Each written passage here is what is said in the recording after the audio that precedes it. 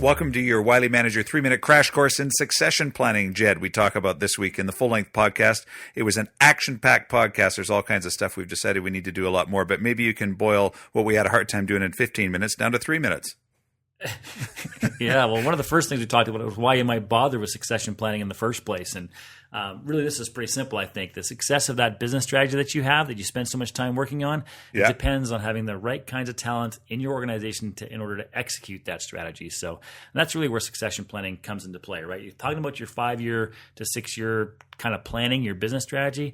Well, how do you make sure you get the right people in the right seats in order to execute it for you?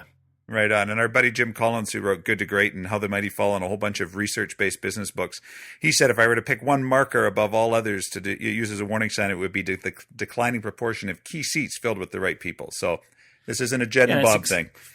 No, and then succession planning is going to help you avoid that declining proportion of key seats filled with the right people. And that's what we tried to talk about in the podcast. And as you mentioned, there's a lot to try and get through. But some of that we started to talk about already. So start with a strategy in mind, right? So understand what it is that your organization needs to be in the future, and then make sure you get the right people that are going to help you realize that future. We talked a little bit about some of the tools that you might use in a typical succession planning process.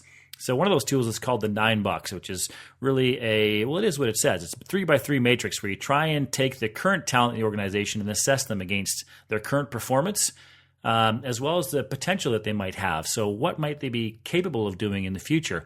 And basically you plot your entire team on this 9-box grid to give you a bit of a picture as to the current talent within the organization. Right. Hopefully this helps you identify some of those folks that you might be able to start to groom for roles in the future, which is really what the next tool was about, which is basically a succession planning or replacement planning or org chart, where you take some of the information and people that you identified in your 9-box and start to plot them out. Okay, well, where might Bob be a great fit in order to help us realize that future, realize our strategy? So might he be a great vice president of operations down the road? Okay, great. How soon might Bob be ready for that job? Is he ready now?